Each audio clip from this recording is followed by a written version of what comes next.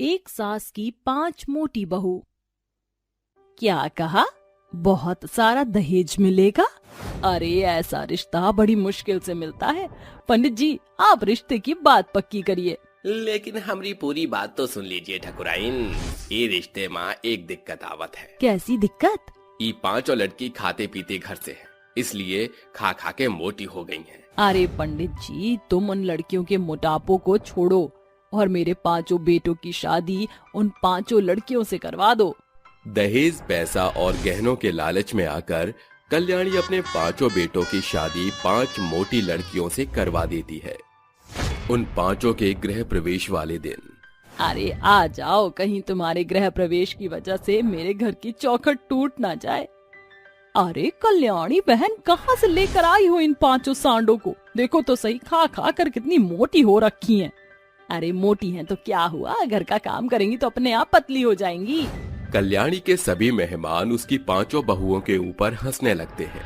अगले दिन जैसे ही सवेरा होता है, वो 5 बहनें अपने कमरे में सो रही होती हैं।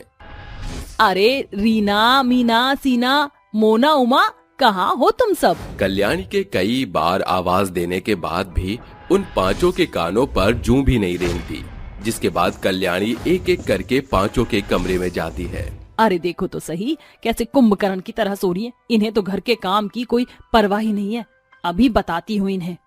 कल्याणी रीना का हाथ पकड़कर उसे उठाने की कोशिश करती है, लेकिन वो गहरी नींद में सो रही थी। ऐसे ही वो एक एक करके सबके पास जाती है और सबको उठाने की कोशिश करती है। हे ऊपर वाले, मेरी बहुएं तो किसी सांड से कम नहीं है। अरे मुझसे तो आधा इंच भी हिल नहीं पाई। अब मुझे घर का काम और नाश्ता बनाना होगा। कल्याणी घर का काम करके नाश्ते की तैयारी करने में लग जाती है। तभी उसकी 5 बहू उसके पूरे काम होने पर नींद से जागती हैं और उसके पास आती हैं। अरे वाह, क्या बात है। इस घर के सभी नौकर तो बड़े ही काम में तेज हैं। हाँ हाँ, सही कहती हो। देखो कितनी अच्छी सफाई की है। अरे मुझे तो बहुत जोरों से भूख लगी है। चलो देखते हैं नाश्ते में क्या है। जैसे ही वे 5 रसोई में जाती हैं, रसोई में कल्याणी नाश्ता बना रही होती है। अरे ये क्या? माँ जी, आप खाना क्यों बना रही हो? घर के नौकर कहाँ हैं? मुझे तो लगा कि यहाँ सारा काम नौकरों ने किया है।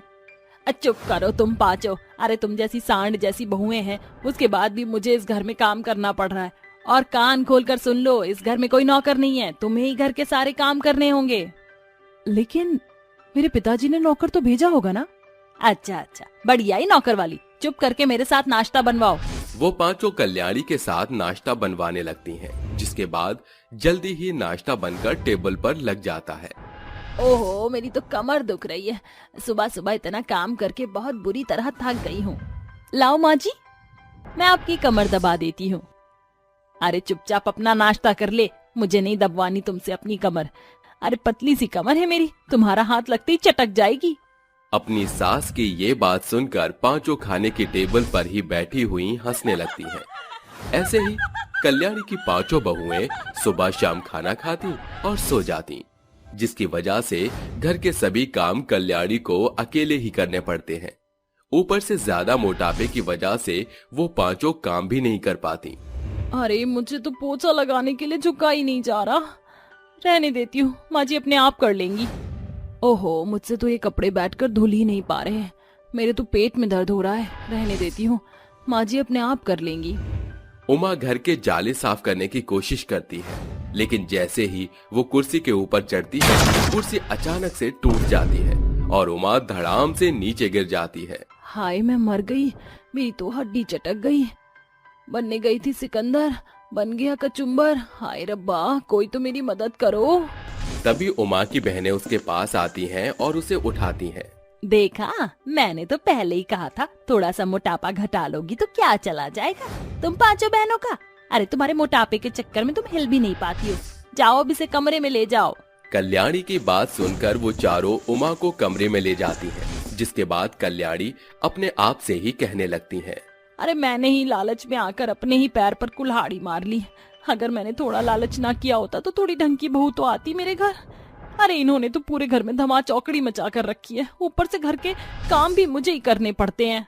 उन पांचों के जाने के बाद कल्याणी उनके आधे अधूरे किए हुए काम खुद करने लग जाती है, जिसकी वजह से उसकी बहुत बुरी हालत हो जाती है। वहीं जैसे ही शाम होती है, शाम को कल्याणी की दोस्त मंजू उसे शादी का कार्ड देने आती है। अरे कल्याणी बहन, कैसी हो तुम? मत पूछो कैसी हूँ, बस जिंदा हूँ इतना समझ लो। अरे तुम्हारे घर में तो 5 बहुएं हैं और भगवान की दुआ से 5 हट्टी कट्टी है, तो फिर तुम्हारा हाल इतना ढीला क्यों है? अरे यही तो कारण है इनके हट्टे कट्टे होने का, जिसकी वजह से ये एक काम भी नहीं कर पाती। मेरा तो जीना ही दुश्वार हो गया है। अच्छा चलो छोड़ो, ये लो, ये मेरे बेटे की शादी का कार्ड है। वैसे मैंने अपनी बहू बहुत ही सुंदर और पतले फिगर वाली देखी है। अरे जितनी लड़कियां पतली अच्छी लगती है, उतनी मोटी अच्छी नहीं लगती। हाँ, काश मैंने भी ऐसा ही सोचा होता। अच्छा तो तुम आ जाना, लेकिन मेरी तुमसे एक छोटी सी रिक्वेस्ट है, अपनी 5 बहुओं को मत लेकर आना, क्योंकि तुम्हारी बहू इतनी मोटी है कि पूरी बारात का एक तरफ और तुम्हारी 5 बहुएं एक तरफ। हमारे पास इतनी गाड़ियां भी नहीं हैं। इतना कहकर मंजू वहाँ से चली जाती है। ये सब वो पांचों छुप कर सुन लेती हैं। हमारी वजह से हमारी सास को कितनी तकलीफ उठानी पड़ रही है। अब तो आसपास के पड़ोसी भी हमारा मजाक उड़ाने लगे हैं। अरे और तो और लोगों ने हमारी सास का नाम निकाला है, एक सास की 5 मोटी बहुएं। अब तो बहुत हुआ, हमें अपने ऊपर थोड़ा ध्यान देना चाहिए। तुम सही कहती हो, शादी में अभी पूरे 15 दिन बाकी हैं। इन 15 दिनों में हम अपना मोटापा पूरी तरह घटा देंगे और माँ जी के साथ शादी में भी जाएंगे। उस दिन के बाद वो पांचों घर का काम करना शुरू कर देती हैं। वहीं दूसरी तरफ वो पांचों सुबह शाम मोटापा घटाने की एक्सरसाइज भी करने लगती हैं। देखते ही देखते 15 दिन होते ही वो पांचों अपना मोटापा पूरी तरह घटा देती हैं और पतले फिगर वाली बहू बन जाती हैं। ये सब देखकर कल्याणी बहुत खुश होती है, जिसके बाद उसे अपने किए पर बहुत शर्मिंदगी महसूस होती है और वो अपनी 5 बहुओं को बुलाकर कहती है, बहुओं मुझे माफ कर दो, मैंने तुम्हारी शादी केवल लालच में आकर अपने बेटों से कर दी थी, लेकिन अब तो तुम 5 बहुत अच्छी दिख रही हो सके तो मुझे मेरी गलती के लिए माफ कर देना। अरे माँ जी, ये बात तो हम 5 पहले से ही जानते थे, क्योंकि आपके रिश्ता पक्का करने से पहले कई लोग हमें रिजेक्ट करके जा चुके थे। मीना की ये बात सुनकर कल्याणी की आंखों में आंसू आ जाते हैं और वो अपनी 5 बहुओं को गले से लगा लेती है, जिसके बाद उमा कहती है, अरे अब बस भी करो, अब हमें शादी के लिए तैयार हो जाना चाहिए, क्योंकि हमारी सास की दोस्त को हमारा ये रूप दिखाकर करारा जवाब भी तो देना है। वो 5 कल्याणी के साथ तैयार होकर मंजू के बेटे की शादी में पहुंच जाती हैं, जहां मंजू जैसे ही कल्याणी की 5 बहुओं को देखती है, वो उन्हें देखती ही रह जाती है। पूरी शादी में कल्याणी की बहुएं जितनी खूबसूरत बहू किसी की भी नहीं थी। वहां तक कि खुद मंजू की होने वाली बहू भी उतनी सुंदर नहीं थी। पूरी शादी में सब लोग मीना, रीना, सीना, मोना और उमा की बहुत तारीफ करते हैं। ये सब देखकर कल्याणी बहुत खुश होती है। एक सास की 5 संस्कारी बहू। मैं बावरिया सुध बुध खोई, मुझको लागी तेरी लगन, मन बसिया ओ कान्हा, रंग रसिया ओ कान्हा, तुम्ही दिन चढ़े तुम्ही दिन ढले, तुम्ही हो बंधु सखा तुम्ही। Oh, what an awesome song, Shella! I love it. सासू माँ सवेरे सवेरे फिर शुरू हो गई। शायद हमारी सासू माँ जरूरत से ज्यादा ही मॉडर्न है। ये बोलकर पाखी और परिणीति जोर शोर से शंखनाद और घंटी बजाती हैं। तभी उनकी सास शैला भड़कती हुई कहती है, उफ, मेरी बुलशिट बहुओं, तुमने फिर सुबह सुबह अपने संस्कारों का शोर शराबा शुरू कर दिया। तुम्हारी ये आरती मेरे कानों में सुई चुभो रही है। सासू माँ आपके भी अंग्रेजी शब्द स्वर भगवान की आरती अर्चना में बाधा डालती हैं, पर हम बहुओं ने कुछ कहा नहीं ना, कोऑपरेट करना सीखिए।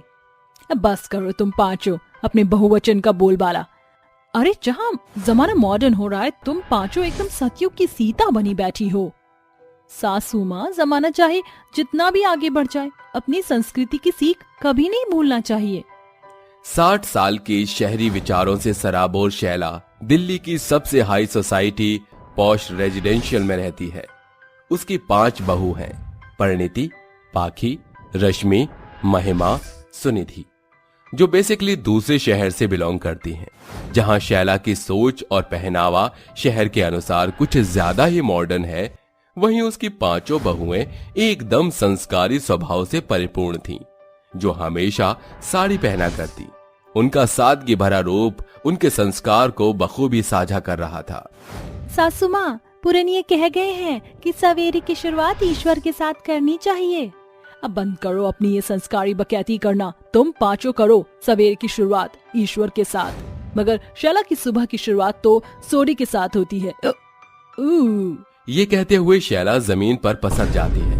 तभी उसकी बहू परिणीति कहती है, लगता है हमारी मॉडर्न सासू माँ ने ज्यादा ही चढ़ा लिए, तभी फर्श पर बिखर पसर रही हैं। हाँ जेठानी जी, सासू माँ का हैंगओवर हो गया है। सोचा भी नहीं था कि हम 5 संस्कारी बहुओं के भाग्य में सास के नाम पर ऐसी बड़ी बवासीर मिलेगी। बात तो आपने 100% सच बोली जेठानी जी। शहर की तो हम भी हैं, मगर जिस कदर शहरी खुमारी हमारी सास को चढ़ी है, उसका तो कोई जवाब ही नहीं है। 5 संस्कारी बहुएं अपनी शहरी सास का बुरा बखान करती हैं। ऐसे ही समय गुजरता चला जाता है। शुक्रवार की सुबह 5 बहुएं विधि पूर्वक संतोषी माँ को सात्विक भोजन का भोग लगाकर बचे खुचे खाने को टेबल पर लगाकर कहती हैं, अरे पाकी, परिणीति, तुम दोनों ने सासू माँ को कहीं देखा क्या? सवेरे से मैंने भी हमारी मॉडर्न सासू माँ के दर्शन नहीं किए। दोनों बहुएं बातें ही कर रही थीं कि तभी परिणीति आती है और कहती है, 100 साल लंबी उम्र है आपकी, अभी हम आपकी ही बात कर रहे थे। चलिए अब बिना देर किए नाश्ता करने टेबल पर आ जाइए। शैला खाने को निहारती हुई बुरा बेबाक मुंह बनाकर कहती है, ईयू, कितना मैसी है ये खाना। सासू माँ, शायद आपको अंग्रेजी शब्द स्वर का अनुभव नहीं है। मैसी का मतलब भी जानती हैं आप? Yes, I know very well. Massey का मतलब होता है गंदा, मैला, कुचेला। सासू माँ, शायद शहरी मॉडर्न माहौल ने आपको संस्कृति से एकदम अलग ही कर दिया है। अरे जिस खाने को आप मैला कुचला कह रही हैं, वह संतोषी माँ के भोग का प्रसाद है। वेद पुराणों में लिखा है कि सप्ताह में एक बार सात्विक खाने का सेवन जरूर करना चाहिए। मन स्थिर शांत रहता है। Shut up you all the old ladies. अरे अपना ये बेकार का संस्कार मुझे मत सिखाओ। ये बोलकर संस्कारी बहुओं की शहरी सास शैला पांव पटकते हुए अपने कमरे का रुख करती है। अगली सुबह, पाखी, महिमा, रश्मि, सुनिधि, जल्दी से उठ जाओ। आज शनिवार है, सूर्यास्त से पहले पीपल देवता को जल देना है। 5 बहुएं एकाएक नहा धोकर पूजा की थाली सजा धजा कर कहती हैं, अरे ऐसे दरवाजा भीड़कर जाना सही नहीं होगा। चलो सासू माँ को बोल आते कि दरवाजा बंद कर ले। 5 बहुएं शैला के कमरे में दस्तक देती हैं और महिमा धीमी स्वर से शीला के कान में कहती है, सासू माँ, अरे ओ सासू माँ उठिए, हमें पीपल की पूजा करने जाना है। लगता है मेरी संस्कारी बहुओं ने मेरे सपने में भी सुख बुगाना शुरू कर दिया। महिमा, माँ जी ऐसे नहीं उठने वाली, इन्हें झकझोरना पड़ेगा। ये कहकर 5 बहुएं शैला को झकझोर कर आखिरकार नींद से जगा ही देती हैं और शैला चीखती है, भूतनी। माँ जी, कोई भूतनी नहीं, हम हैं आपकी बहुएं। अरे तुम 5 मेरे कमरे में क्या कर रही हो? सासू माँ, आज शनिवार है, हम 5 पीपल देवता को जल चढ़ाने जा रही हैं। गॉड, इतनी सी बात के लिए मेरी नींद खराब कर दी। जानती भी हो, गोल्डन ड्रीम देख रही थी मैं, मॉडल के खिताब जीत चुकी थी, ट्रॉफी मिलने ही वाली थी, मगर तुमने मेरा सपना तोड़ दिया। सासू माँ, आपके सपने का मातम हम बाद में मना लेंगे, हमें सूर्योदय से पहले पीपल में जल चढ़ाना है। अरे दफा हो बेवकूफो। जैसे ही 5 बहुएं पूजा की थाली लिए निकलती हैं, शैला सिर पकड़कर कहती है, उफ, मेरी बहुओं की संस्कारी की बड़ी बीमारी पर डेज बढ़ती ही जा रही है। इससे पहले कि इनके सो कॉल संस्कार मुझे ले डूबे, मुझे कुछ करना होगा। 2 घंटे बाद, अरे आ गई तुम 5। बहू, मैं सोच रही थी क्यों ना घर में शांति पाठ करके एक अरसे बाद आखिरकार मेरी बहुओं के संस्कारों ने अपनी सास को भी संस्कारी रुझान से भर दिया। माँ जी, आप सोच भी नहीं सकती कि आपकी मुंह जुबानी ये सुनकर हम बहुएं कितनी खुश हुई हैं। आने वाले गुरुवार को एकादशी है, उसी दिन हम शांति पाठ कराएंगे। देखते ही देखते गुरुवार का दिन आता है।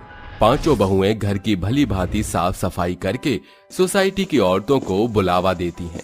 तभी पंडित आचार्य उनके घर आते हैं। प्रणाम पंडित जी। आयुष्मान भव। बहुओं का संस्कार देखकर सोसाइटी में रहने वाली सरस्वती संजना से कहती है, बड़ी बुलंद किस्मत है शैला जी की, जो उसे एक साथ 5 संस्कारी बहू का सुख मिला है। मगर ये शैला है कहाँ? एकाएक सभी की नजर सीढ़ियों से उतरती शैला पर पड़ती है, जो बैकलेस गाउन पहने नीचे आती है। ओह हेलो पंडित जी। अरे यजमान, ये कैसा पहनावा पहना है? शायद आपको अपनी बहुओं से सीखने की जरूरत है। माँ जी, बिना पल्ला किए पूजा में कैसे बैठेंगी आप? अरे आज तो साड़ी पहन लेती। अरे ये 6 मीटर की लंबी चौड़ी साड़ी मेरे बस की नहीं, समझी? ये बोलकर शैला पांव पर पांव चढ़ाकर सोफे पर पसर जाती है। तभी डिलीवरी बॉय दरवाजे पर दस्तक देता है। डिलीवरी ले लीजिए। ओह यस, ये लो पैसे। शैला बॉक्स खोलकर कहती है, ओह वाह, ये KFC के चिकन तो लाजवाब है। ये देखकर पंडित बौखलाकर उठ खड़े होकर कहते हैं, अरे बस बहुत हो गया। शांति पाठ के बीचों बीच मांस मदिरा का सेवन, ये धूर्त औरत ईश्वर का अपमान कर रही है। अरे ओ भिक्षु भिखारी, भूलो मत, हम अमीरों की बदौलत तुम्हारा पेट पलता है। 2 दकियानूसी मंत्र पढ़कर पैसे ऐंठना तुम्हारा पेशा है। मूर्ख औरत, मैं तुझे इसी पल छिन ये श्राप देता हूँ कि जिस रूप और पैसों के गुमान ने तेरे स्वर शब्द बदल दिए हैं, इसी घड़ी ये कोढ़ की बीमारी में ढल जाएगी। सासू माँ, पंडित जी के पैरों में गिरकर माफी मांग लीजिए। हाँ माँ जी, वरना ये श्राप सच हो जाएगा। अरे बंद करो ये संस्कार का स्वांग रचना तुम पांचों। शीला, ये तेरी किस्मत है, तुझे संस्कारी बहू मिली है। आज के जमाने में बहुएं बीमारी बनकर अपनी संस्कारी सास को सैकड़ों तरकीबों से सताती हैं, मगर तेरी बहू तेरा बचाव कर रही हैं। माँ जी, पंडित जी और तपस्वी के श्राप से देवता तक नहीं बचे। अभी वक्त है, माफी मांग लीजिए। एकाएक शैला के शरीर पर सफेद चकत्ते पड़ता देख वो स्तब्ध स्वर से कहती है, ये क्या हो रहा है? पंडित जी मुझे माफ कर दीजिए, मुझे संस्कृति की समझ आ गई है। शैला के गिड़गिड़ाने से पंडित जी श्राप वापस लेते हैं, जिसके बाद शीला अपनी बहू से कहती है, बहू मुझे माफ कर दो। शहर के सांचे में ढलने के बाद मैंने संस्कृति से सैकड़ों मीलों की दूरी साध ली। शायद इसी कारण आज मुझे सबक मिला। कोई बात नहीं सासू माँ, कम से कम अब आप में संस्कार नाम की चीज तो आ गई। इस घटनाक्रम के बाद शैला संस्कारी सास बनकर संस्कृति को अपने जीवन में शामिल कर लेती है और अपनी संस्कारी बहू के संग हंसी खुशी रहने लगती है। एक सास की 5 विधवा बहुओं की शादी। ईश्वर ने शांति देवी को 5 बेटों का सौभाग्य दिया था, जिनके नाम थे ब्रजेश, सुरेश, महेश, निवाण और विवान। जिनके ब्याह से शांति देवी के घर 5 बहुएं आईं, जिनके नाम थे अनीता, सुनीता, ललिता, कविता और बबीता।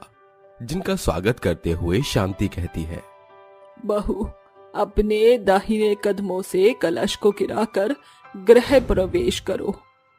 जी सासू माँ। पांचों भीतर आकर अपनी सास शांति का आशीर्वाद लेती हैं। तभी शांति कहती है, जुग जुग जियो मेरी बहुओं, दूधो नहाओ पूतो फलो। आज मेरे सालों का सपना साकार हो गया। ईश्वर ने मुझे 5 सपूतों के सौभाग्य के साथ साथ 5 सर्वगुण संपन्न बहुओं का सुख भी आज दे ही दिया। मेरी बड़ी आस थी कि मेरी बेटी हो, मगर वो पूरी ना हो सकी।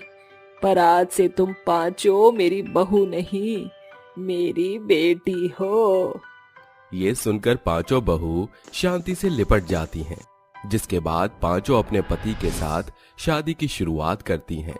समय गुजरता है। फिर एक दिन, अरे बहू, वैसे तो पांचों समय से पहले ही जाग जाती हो। कल मैंने पंडित जी को घर बुलाया है, इसीलिए सवेरे ही सारा काम समाप्त कर लेना। और हाँ, सारा खान पान सात्विक बनाना। फिक्रमंद रहिए सासू माँ, सब कुछ समय से हो जाएगा। हाँ सासू माँ, आप तो सिर्फ हुक्म फरमाइए। बस इतना ही। बहू, जरूर पिछले जन्म में मैंने कोई बड़ा पुण्य किया होगा जो मुझे भले आचरण की 5 बहुएं मिली हैं। अगली सुबह पांचों बहू सूर्यास्त से पहले जागकर सारा कामकाज समाप्त करती हैं। तकरीबन 10 बजे पंडित जी उनके घर आते हैं। पधारिए पंडित जी। अरे कविता, बबीता, ललिता, पंडित जी का स्वागत सत्कार करो। जल्दी से जलपान का प्रबंध करो। पांचों बहू बढ़ चढ़कर पंडित जी का स्वागत करती हैं। कुछ देर बाद, पंडित जी, ये मेरे 5 बेटों की और मेरे बहू की कुंडली है। जरा देखकर बताइए कि इनका भावी भविष्य कैसा रहने वाला है। पंडित जी एकाएक सभी की कुंडली देखकर कहते हैं, अरे, बड़े दुख के साथ मुझे ये साझा करना पड़ रहा है कि आपके 5 पुत्रों के भाग्य में अकाल मृत्यु का योग है। अरे पंडित जी, ऐसा मत कहिए। यही नियति का लेख है, ब्रह्मा का लिखा कोई नहीं बदल सकता। ये सुनकर विवान गुस्से से तिल मिलाकर पंडित पर उखड़ जाता है। क्या बकता है ये पंडित? माँ आज के दौर में किस दक्यानुसी बातों पर विश्वास कर रही हो? स्मरण करो, शांति, तुम्हारे 5 पुत्रों के पैदा होने से पूर्व ही मैंने भविष्यवाणी की थी, जो सत्य हुआ। होनी को कोई नहीं टाल सके, क्योंकि कुंडली यही कहती है। ये कहकर पंडित वहां से चले जाते हैं और शांति की बहुएं कहती हैं, सासू माँ, इतना मत सोचिए। जिठानी जी सही कह रही हैं, ज्यादा सोचने से सीधे आपकी सेहत पर असर होगा। सासू माँ, मैंने माँ के मुंह से सुना था कि 50 किलोमीटर दूर पहाड़ी पर उमापति का मंदिर है। ऐसी मान्यता है कि जो भी सुहागन सच्चे मन से वहां जाकर पूजा अर्चना करती है, उनके सुहाग दीर्घायु होते हैं। देर किस बात की है सुरेश? ब्रजेश, बस का प्रबंध करो बेटा। जी जरूर माँ। सभी एक साथ बस में बैठकर यात्रा के लिए निकल जाते हैं, मगर दुर्भाग्यवश उनकी बस सामने से चली आ रही बस से टकराती है, जिससे बस के आगे का शीशा टूटकर चूर चूर हो जाता है और आगे बैठे 5 बेटे खाई में गिर जाते हैं। जैसे तैसे बहू और सास की जान बचती है। बेटे की बुरी मौत से शांति की आंखों में आंसुओं का सैलाब उतर आता है। क्यों क्यों क्यों क्यों विधि के विधाता, क्या मिला तुझे मेरी 5 बहुओं को सुहागन से अभागन बनाकर? उनका सिंदूर मिटाने से भला मेरी सांसें ही छीन लेता। सासू माँ, शांत हो जाइए। शायद हम 5 के भाग्य में सिंदूर का सुख ज्यादा समय के लिए नहीं था। हाँ सासू माँ, बीती बातों को भूलकर आगे बढ़ने में ही भलाई है। ऐसे ही समय गुजरता है। एक साथ 5 बहुएं एक कमरे में बातें करती हुई कहती हैं, हम 5 इस बात से भली भांति वाकिफ हैं कि हमारे पति की मौत हमारे सीने में दुखद पहाड़ की छवि छोड़ गई, मगर सासू माँ के लिए संभलने का स्वांग रचना जरूरी है। हाँ, वैसे ही सासू माँ, हम 5 बहुओं को बेवा देखकर दुखी रहती हैं। हमारा ये झूठा रुझान ही सासू माँ को शोक के सागर से बचाए हुए है। फिलहाल तो घर खर्च चल रहा है, मगर आगे के दिनों के लिए हमको कुछ करना होगा। मगर हम 5 अन्य लड़कियों के जैसे महज मैट्रिक पढ़े हैं, इतनी कम पढ़ाई में क्या हासिल होगा? क्यों ना हम 5 बहू एक साथ आगे की पढ़ाई कर लें, इससे भावी भविष्य में हमको कामकाज मिल जाएगा। अगली सुबह 5 अपनी पढ़ाई की सोच को सास से साझा करती हैं। माँ जी, हम 5 आगे की पढ़ाई जारी करना चाहती हैं। हाँ सासू माँ, घरेलू कामों के खत्म होने के बाद सारा दिन घर में बैठे बैठे हम 5 ऊब जाती हैं। ये सुनकर शांति अपने मन में तोल मोल करके कहती है, यही सही है। जब इन 5 को पढ़ाई से फुर्सत नहीं मिलेगी तो इनका ध्यान भी भटका नहीं रहेगा और ये भविष्य में आगे बढ़ पाएंगी। शांति हामी भर देती है, जिसके बाद उसकी 5 बहुएं मन लगन से पढ़ने लगती हैं और 2 साल बाद उनकी 12वीं पूरी होती है, जिसके बाद 5 की पढ़ाई की बदौलत उनको बड़ी सी कंपनी में काम मिल जाता है, जहां के मालिक होते हैं सेठ रायचंद। मेरी कंपनी को तुम जैसे ही होनहार स्टाफ की तलाश थी। मुझे भरोसा है कि तुम 5 मेरी कंपनी को और आगे लेकर जाओगी। बेफिक्र रहिए सर, हम पांचों आपके भरोसे पर कायम रहेंगे। पांचों कामकाज करने लगती हैं। ऐसे ही समय बीतता है। एक सांझ जब 5 बहुएं घर आकर जैसे ही रसोई घर का रुख करती हैं, तो शांति कहती है, अरे ठहर जाओ, पांचों सारा दिन तो दफ्तर में कमर तोड़ मेहनत करके आती हो और आकर कामकाज में उलझ जाती हो। जरा 2 घड़ी अपनी बूढ़ी सास के साथ भी बैठ जाया कर। आप सभी बैठिए, मैं जाकर झटपट से चाय बना लाती हूँ। कुछ देर बाद, बहू, मुझे तुम पांचों से तुम्हारे भावी भविष्य के बारे में कुछ बातें करनी है। कहिए ना माँ जी। शांति हिचकिचाते हुए अपना गला साफ करते हुए कहती है, देखो बहू, मेरी उम्र तो ढल चुकी है, मगर तुम पांचों के सामने अभी पूरी जिंदगी पड़ी है। मैं चाहती हूँ कि तुम पांचों दूजा ब्याह रचाकर नया बसेरा बनाओ। माँ जी, ये कैसी बहकी बातें कर रही हैं आप? शायद हम पांचों बहू आपके लिए बोझ बन गई है। तुम पांचों बहू से बढ़कर मेरी बेटी हो, और बेटियां एक माँ के लिए बोझ नहीं होती। तो फिर ये शादी बारात की बात क्यों? क्योंकि बहू, जिंदगी का सफर बेहद लंबा चौड़ा और सुकड़ा है, जिसे चलने के लिए साथी की जरूरत हर एक को होती है। आज मैं हूँ, मगर बढ़ते बुढ़ापे में कब आंखें मूंद लूं नहीं जानती। अरे भरी जवानी में विधवा का ये फीका लिबास इस सास के सीने पर सांप की तरह लौटता है। अपनी सास की बात मान लो बहू। ठीक है माँ जी, हम शादी करेंगी। ये मंजर समाप्त तो हुआ ही था कि वहाँ रायचंद मिठाई और शगुन के साथ चले आते हैं। सर, आप यहाँ क्यों अचानक से? अरे आज मैं यहाँ सर की हैसियत से नहीं, बल्कि बेटों के पिता बनकर रिश्ता लेकर आया हूँ। बहन जी, ईश्वर की दया से मेरे घर में कोई कमी नहीं है। बस अपने पांचों पांडव के लिए आपकी बहू को अपनी बहू बनाने के लिए आस लिए आया हूँ। साहब, आप जानते हैं ना, मेरी बहू विधवा है। हाँ बिल्कुल, मगर इसमें इन बेचारी का क्या दोष? अब ये पांचों ही रायचंद की बहू बनेगी। मेरी बहू, तुम पांचों का भाग्य बड़ा बलवान है, जो एक बार फिर खुशी तुम्हारे दिल के दरवाजे पर दस्तक दे रही है। ये सास अपने हाथों से तुम पांचों की शादी का श्रृंगार करेगी। शांति हंसी खुशी अपनी विधवा बहुओं का ब्याह कर देती है, जिसे देख सारा गांव उस सास की सराहना करता है और विदाई की बेला पर पांचों बहू बिलक बिलक कर रोती हैं। अरे बहू, ये मेरी खुशकिस्मती है कि जिस घर में तुम पांचों बहू बनकर आई थी, आज उस घर से तुम पांचों बेटी बनकर डोली में जा रही हो। नए ससुराल जाकर अपनी सास को मत भूल जाना। आप भी सासू माँ, अपना हर दुख दर्द हमसे साझा करना मत भूलना। आपको अपनी बेटियों की सौगंध। आखिरकार सास ने अपनी भरसक कोशिश से अपनी पांचों विधवा बहुओं के जीवन में पुनः रंग भर दिए थे, मगर प्रत्येक सप्ताह एकाएक करके पांचों बहुओं का सास के पास आना जाना लगा रहता था। परी रानी के 3 जादुई सोने के मटके। अरे ओ अनाथ यतीम, ये मटका उठा और जल्दी से जाकर नदी से पानी भर ला। मगर माँ, मैं सवेरे ही तो मटके में पानी भर के लाई थी, सारा पानी खत्म हो गया। मानवी के सवाल करने पर कल्याणी उस पर बिगड़ते हुए मोटी सी छड़ी उठाकर उसे बेहिसाब मारना शुरू करती है। चटक चोरनी, जन्मते ही अपनी जननी को खा गई और फिर पिता को भी। अपनी काली जुबान का कौर बना लिया। मनहूस, चुप हो जा और पानी लेकर आ, वरना तेरी नाजुक चमड़ी उधेड़ कर रख दूंगी। साथियों, आप ये सोच रहे होंगे कि आखिर एक माँ अपनी बेटी के संग ऐसा बुरा बर्ताव क्यों कर रही है।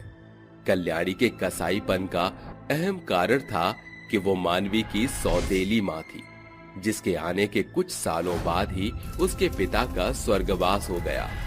गांव से नदी का पड़ाव कुछ 10 कोस की दूरी पर स्थित था। रास्ते में जाती हुई मानवी खुद से कहती है, सौतेली माँ और मेरी सौतेली बहन जानवी ने जानबूझकर मुझे परेशान करने के लिए मुझे दोबारा से नदी पर भेजा है, क्योंकि कुछ पलछिन पहले ही मैंने मटके को पानी से सराबोर देखा था। मानवी नदी पर आकर पानी भरते हुए कहती है, जानती हो नदी, मेरी सौतेली बहन और माँ का मन एकदम मैला है। काश उनका मन तुम्हारे शीतल स्वच्छ जितना साफ हो सकता। एकाएक मानवी के कान उसके बगल में खड़ी बातें कर रही रसिका और रूपा पर जाती है। रूपा, जानती हो इस नदी के पुल पर जो खंडहर महल है ना, सुना है वहाँ कोई जादुई परी रहती है जो मन की मनसा को पूरा करती है। अरे रसिका, ये तो कहीं कहाई बातें हैं। कहीं वो जादुई परी की जगह चुड़ैल निकली तो?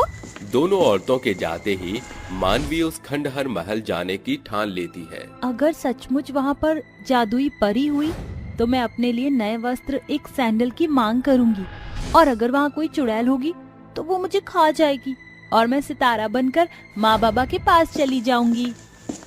मानवी अपने पानी से भरे मिट्टी के मटके को लेकर पुल पार करके खंडहर महल की ओर अग्रसर होती है, जहाँ रास्ते में उसे एक कुबड़ी बुढ़िया मिलती है जो बूढ़ी बोली बोलकर पानी की मांग करती है। अरे बिटिया, जरा मुझ बूढ़ी को अपने मटके से पानी पिला दो। मेरे शरीर में इतना बल नहीं बचा कि मैं आगे बढ़कर नदी तक पहुंचकर अपनी प्यास बुझा पाऊं। माँ कहती थी प्यासे को पानी पिलाने से पुण्य मिलता है। अम्मा, अंजलि ओढ़ो। मानवी बुढ़िया को पानी पिलाकर आगे बढ़ जाती है, जहाँ आगे कुछ दूरी पर उस रास्ते के बीचों बीच एक तपस्वी बेसुध बेहोश अवस्था में पड़े होते हैं। ये तो कोई साधु संत है। साधु बेहोशी की अवस्था में पानी मांग रहा था। पानी, पानी। लगता है इन्हें पानी चाहिए। मानवी तपस्वी के मुंह पर पानी की फुहार डालती है। तपस्वी होश में आते हैं और मानवी उसे पानी पिलाती है।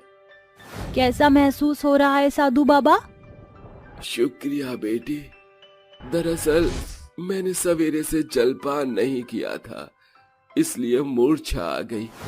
तुमने इस प्यासे को तृप्त किया है। परमात्मा तुम्हारे संग बने रहे। मानवी अपने मटके के साथ और आगे बढ़ती है, जहां एक गाय जोर शोर से गुहार लगा रही थी। माँ!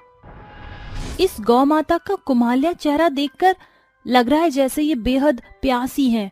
मटके में तो सिर्फ आधा ही पानी शेष रह गया है। मानवी गाय के सामने पड़े टूटी नादी में मटके के सारे पानी को उड़ेल देती है। गाय सारा पानी पी जाती है। लगता है गौ माता की प्यास बुझ गई है, इसी कारण अब ये गुहार नहीं लगा रही। मानवी मटका लिए और आगे बढ़ती है, जहाँ खंडहर महल उसके सामने खड़ा था। एकाएक मानवी के लिए महल का द्वार खुलता है और वो भीतर जाती है, जहाँ वही बुढ़िया, गाय और तपस्वी कतार में खड़े होते हैं। ये तीनों तो मुझे राह में मिले थे। वो तीनों का जुड़ाव जादुई परी में बदल जाता है, जिसे देख मानवी अनुमान लगाती है। सोने के सुंदर वस्त्र, माथे पर सुनहरा मुकुट, हाथों में छड़ी, तुम जादुई परी हो ना? मैं ही जादुई परी हूँ जिन्हें तुमने पानी पिलाया। वो मेरा रचा माया जाल था। तुम परीक्षा के पड़ाव को पार करके यहाँ पहुंची हो। कहो, क्या मांग है तुम्हारी? मेरी सौतेली माँ मुझे बहुत सताती है। बार बार मुझे मटका लेकर कोसों दूर पानी भरने नदी पर भेजती है। मानवी की तकलीफ सुनकर सुनहरी परी अपने जादुई सुनहरी छड़ी को घुमाकर मिट्टी के मटके पर जैसे ही घुमाती है, एक चकाचौंध चमक के प्रकाशित होते ही वो 3 जादुई सोने के मटके में बदलता और परी रानी कहती है, मैंने तुम्हारी समस्या को ही समाधान बना दिया। तुमने राह में 3 जन को जिस मटके से पानी पिलाया, इसलिए परी रानी तुम्हें 3 जादुई सोने का मटका देती है। ये मटका तुम्हारे हर तरह से मदद करेगा। तुम्हारा शुक्रिया परी रानी। मानवी तीनों जादुई सोने के मटके को लिए घर पहुंचती है, जहां कल्याणी उसे मारती है। अरे ओ यतीम, कहाँ मर गई थी? सवेरे की गई सांझ को लौट रही है, और ये 3 सोने के मटके किस सुनार के यहाँ से चुरा कर ले आई है? ए मेरी जादुई सोने के 3 मटकों, मुझे बचाओ। एकाएक जादुई सोने के तीनों मटके मानवी के हाथ से उछलकर कल्याणी पर राख उड़ेलकर उसे सिर से पांव तक सराबोर कर देते हैं। अरे रे, ये क्या बुरी बला है? बचाओ, बचाओ कोई।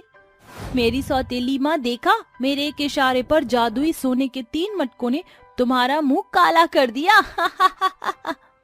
मानवी तीनों जादुई सोने के मटके को लेकर कमरे में आ जाती है। तभी उसकी सौतेली बहन जानवी वहां आकर अपना दामन चलाती हुई कहती है, अरे ओ मेरी भिखमंगनी बहन, चल चल कर मेरे लिए भी चाय बना, वरना माँ से झूठी चुगली करके तेरी चमड़ी उधड़वा दूंगी। अरे मेरी जादुई सोने की 3 मटके, जरा मेरी सौतेली बहन को सबक तो सिखाना। तीनों जादुई सुनहरे मटके जानवी को एकाएक मारते हैं। मानवी, मुझे बचाओ, वरना कहीं ये जादुई मटके मेरी मौत का कारण बन जाएंगे। बस मेरे जादुई सुनहरे 3 मटके, इतना बहुत है। उस रात मानवी के सो जाने के बाद माँ बेटी दोनों दबे पांव उसके कमरे में आकर कहती हैं, अरे ओ जादुई सोने के मटके, मुझे इसी वक्त सोना दो। जादुई सोने के मटके पानी से लबालब भर के कल्याणी पर पानी की बौछार बरसाते हैं। तभी मानवी नींद से जाग जाती है। हाय री मैया, इस जादुई सोने के मटके से सोना मांगा था, इसने तो गंगा स्नान करा दिया। मैं इन मटकों को तोड़ दूंगी, फोड़ दूंगी। कल्याणी तीनों जादुई सोने की मटकी को सैकड़ों बार जमीन पर पटकती है। अरे ये मटका है कि मायाजाल, कितने बार पटकने पर भी टस से मस्तक नहीं हुआ। बस बहुत हो गया। मेरे जादुई सोने के 3 मटकों, मेरी सौतेली माँ और बहन को इस घर और गांव की सीमा के बाहर फेंक दो। जादुई सोने के तीनों मटके के भीतर से एक चाबुक, एक छड़ी और एक झाड़ू निकलकर उसे दौड़ते भगाते गांव से खदेड़ देती हैं और तीनों सुनहरे मटके एक साथ मानवी के पास आते हैं। ऐ मेरे जादुई सोने के मटके, मेरे इस पुराने घर को परी रानी के सुनहरे घर में बदल दो। तीनों जादुई सोने के मटके से सुनहरा पेंट पूरे घर की दीवारों पर प्रकाशित होता है। अरे वाह मेरे जादुई सोने के मटके, तुम तीनों ने तो मेरे पुराने घर की काया पलट ही कर दी। मुझे और क्या चाहिए था। मानवी अपने पुराने फटे कपड़ों को निहारती हुई कहती है, मेरे जादुई 3 सुनहरे सोने के मटके, मेरे रूप को परी रानी जैसे पहरावे उड़ावे के ढांचे में बदल दो। तीनों मटके चमक दमक से चकाचौंध होते हैं, जिसके साथ एक सोने के मटके से सुंदर सैंडल, दूसरे मटके से सुंदर गहने और तीसरे मटके से सैकड़ों सुंदर कपड़े बाहर आते हैं और मानवी का रूप सुनहरा हो जाता है। तुम्हारा लाखों लाखों शुक्रिया परी रानी के जादुई 3 सोने के मटकी, तुमने मेरे परिचय को बदल दिया। अब मैं सुनहरे सुंदर घर में सुकून से रह सकती हूँ।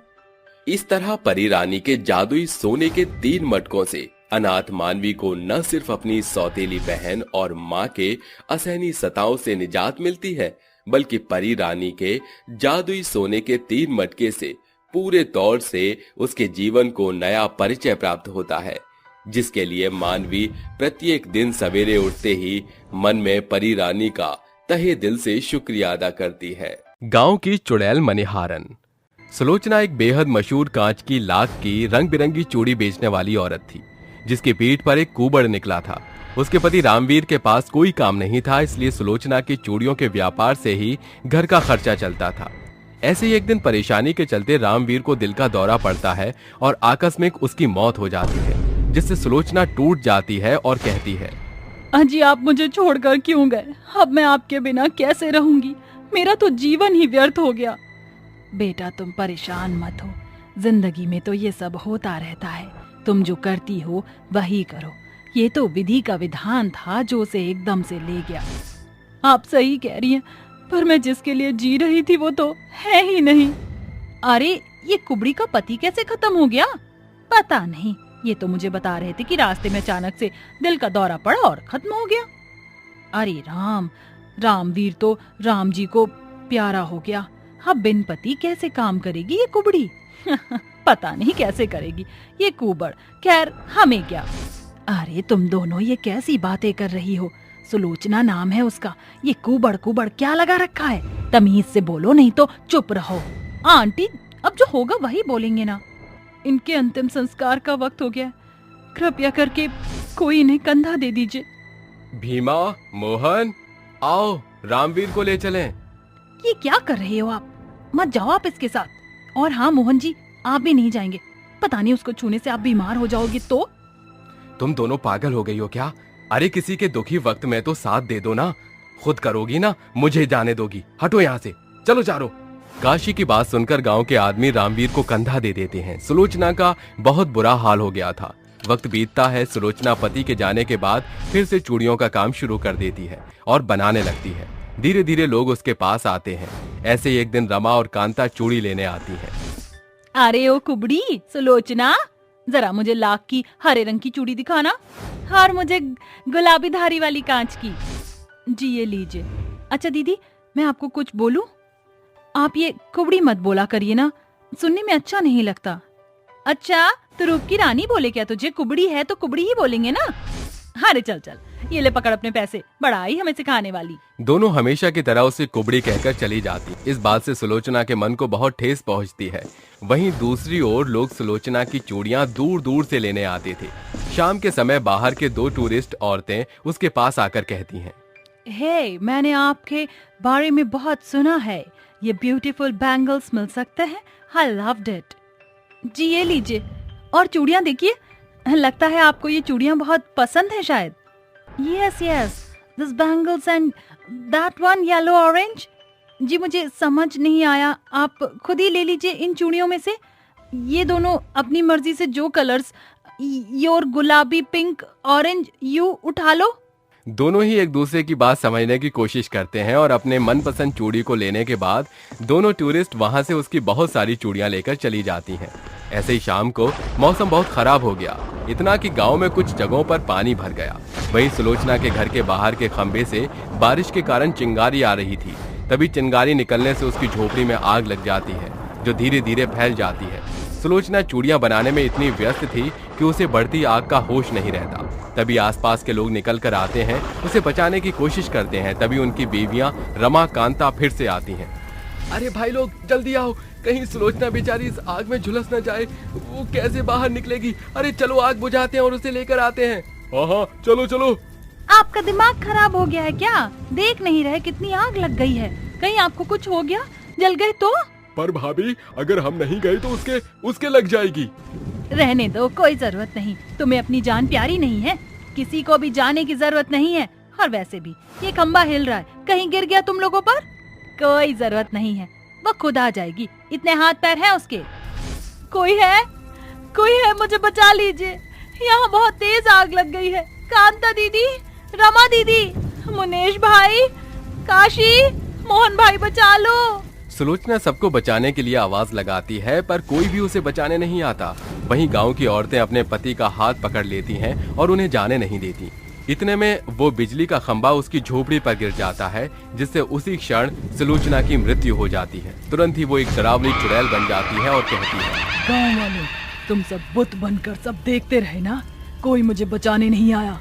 इतनी आवाज लगाने पर भी, और मैं तुम्हें जिंदा नहीं छोड़ूंगी, मार डालूंगी एक एक को। ये बोलते ही चुड़ैल खुद को एक सुंदर औरत में बदल देती है, जिसके बाद उसका कुबड़ भी गायब हो जाता है और अपनी बनी चूड़ियों को एक ठेले पर लेकर गली गली चूड़ियां बेचने लगती हैं।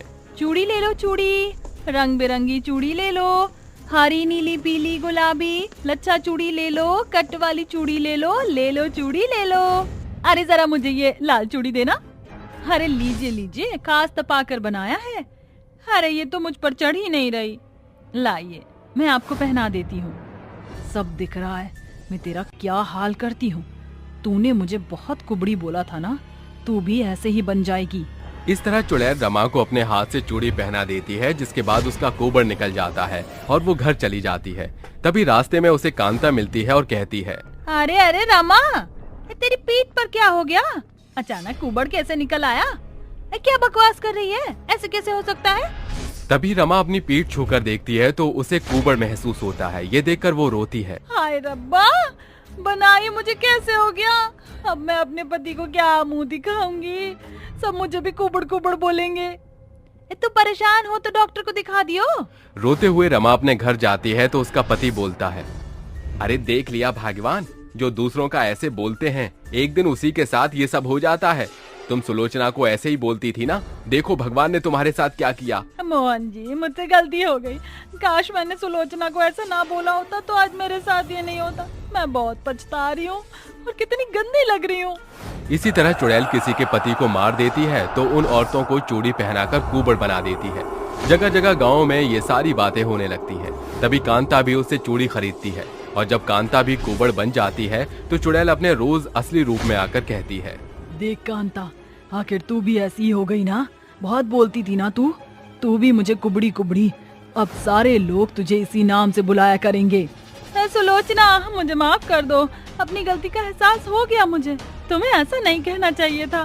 देखो सुलोचना, मैं तुमसे माफी मांगता हूँ, उसे अपनी गलतियों का पछतावा हो गया है। तुमसे विनती करता हूँ उसके कुबड़ को गायब कर दो। हाँ, सुलोचना प्लीज कर दो, मुझे भी सुलोचना माफ कर दो, आज के बाद मैं ऐसा किसी को नहीं कहूँगी। ठीक है, अगर तुम अपनी गलती का एहसास हो गया है तो अच्छी बात है, कुछ ही दिन में तुम सब पहले जैसी वापस हो जाओगी। लेकिन अगर तुम फिर किसी को ऐसे कहती हो तो याद रखना, वापस तुम कुबड़ वाली ही बन जाओगी। इस तरह चुड़ैल गायब हो जाती है